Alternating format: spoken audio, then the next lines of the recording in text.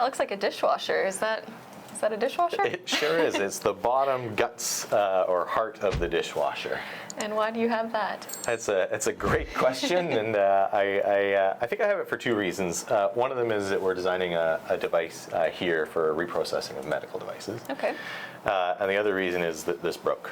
And so instead of sending it to the recyclers without taking it apart, we took it apart here at the office just as something fun to do. Okay.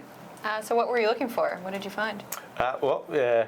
Didn't know what we were looking for, to be honest, but did find a couple of interesting things. And I wanted to talk just about two specific features associated with this dishwasher.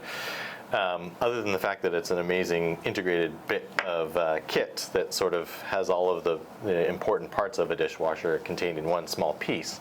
There's two pieces in particular. This gear motor sits down at the bottom here, and it feeds up to a shaft that selects between the bottom spray bar, which is what this is, and then another nozzle that goes up for the upper dishwasher track. Okay. So why would it have the same motor connected to two different nozzles? That motor allows you to select between the two.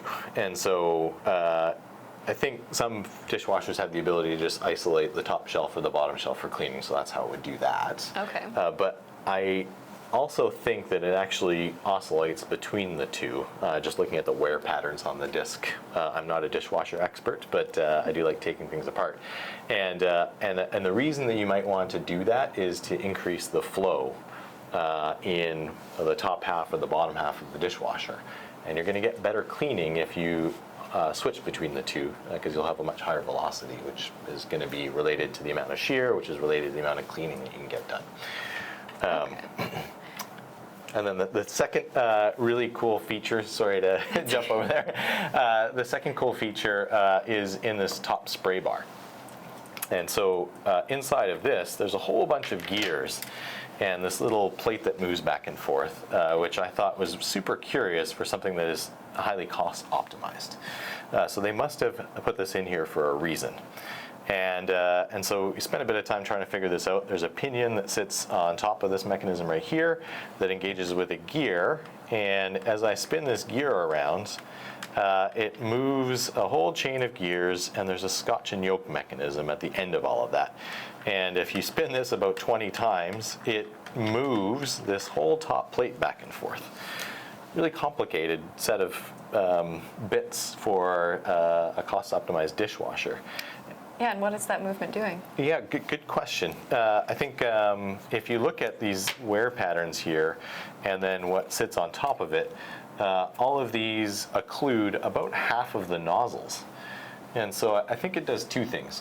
One of them is it's going to have a larger number of nozzles spraying, and then of course if half of them are occluded, it's going to increase the flow or the velocity over that specific region as well. So interesting that they've decided to go through a reasonably complicated mechanism for a simple dishwasher. Okay, so it sounds like it's all tying back to the velocity and the shear. Yeah, and so back to reprocessing medical devices, I think if you're looking at fresh soil, it requires about 1 or 2 pascals of shear to remove.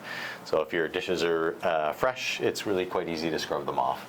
And if you have something that builds up over time until you've developed a biofilm, you end up 1 or 2 orders of magnitude more difficult to remove. So 20 to about 100 pascals of shear is what would be required in order to remove a biofilm. Wow.